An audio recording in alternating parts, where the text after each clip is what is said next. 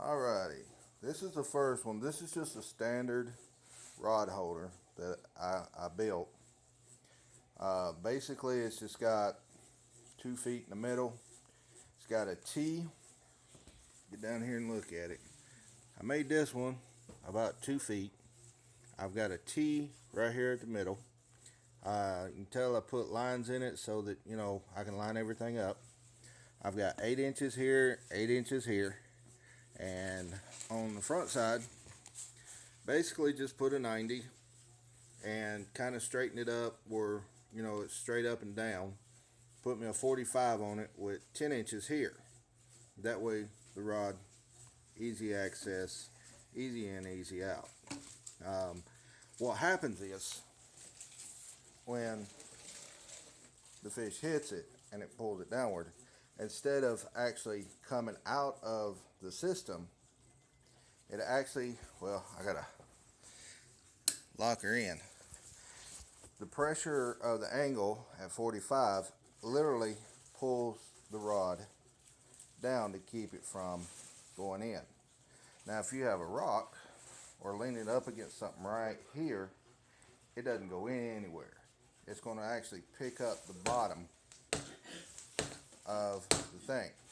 And that's got to be a pretty big fish to do that. That was a lot of pressure. But anyway, stepping back, that's the system. I haven't quite got it finished yet. That's a single one. Now, if you want to do a double rod holder on both sides, you just take this in, you put your 90 on this side and a 90 on that side, you come up with a small piece and then put your 45 on it going the opposite direction. So basically it will come up and then angle out on each side of the thing. And then you put your T down here in the place of it. You see what I'm saying? You still have the 2-foot piece in the middle. Real simple. Just a basic rod analogy. I mean, as you can see, I can literally pull that thing completely down and it's not coming out. I mean, because of the pressure of the tube, pressure of the rod is actually with the grip inside of the tube, keeps it from sliding. Alright, so now we got the second one. This is the monster. I call this the jaw jacker. Anyway, I've got 1, 2, 3 T's in the middle. I got 2 90s on the end, and then just got 10 inches all the way across, holding the rods. That's it.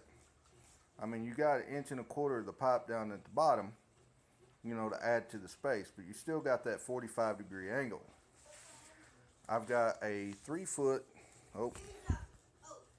I've got a 3-foot rod in the middle that completely comes into it. Alright, I've got 4 strings. They've got, just took an eye and just screwed it in. Took me a little drill and drilled me a hole and then screwed my eye in on top of it. With the string, you can use any kind of string, but I use this nylon string because, weatherproofing doesn't mess it up.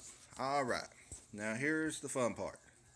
This is the actual trigger, okay? What that does is you've got the hook right here on the end. You just bend it down. You come down the bottom of it, probably 6-8 inches. You bend it completely backwards and you come up just before halfway. So in other words, you're looking at probably 1/3, 2/3, 3/3 to make it work. And then your hook is basically just barely bent over to kind of hold the situation. Alright, so now you've seen the rod system, you've seen the trap system. Now let's see how this thing works. Alright, so here's the string. If I can pull it just like, like so. Let me back up just a little bit here so you guys can get a little better situation on it. Alright, as it's sitting there, there we go. As the fish hits it, it pulls it back to a 45-degree angle. And do you see that? Alright, now with the 4-rod holder, you got one you just started reeling in, all of a sudden, boom, There it goes. And it pulls quite a bit of little pressure, but not enough. It's just enough to snap the hook back, pull the worm back, and grab it in the mouth. Basically what it is. Then you got number 3 right here. Now you see I'm not pulling very hard with the angle of the thing. But if I pull it out, right there's where it trips. Doesn't take a lot of pressure. I've had little fish about that big actually trip the actual system. So then I caught a 1 pound catfish on it as well. But here, one more time, let's look at this on the back side real quick. What it looks like on the back side. When the line's tight in the water, basically that's what you're looking at. It just held in with a little corner piece, and as it pulls, right there, and then it automatically sets it off. Alright, well, there you have it. It's a really simple system. It just and it actually helps when you got little kids running around. And PJ, this is what I'm actually building for you and Dad. And a wife that can't bait her own hook. Yeah.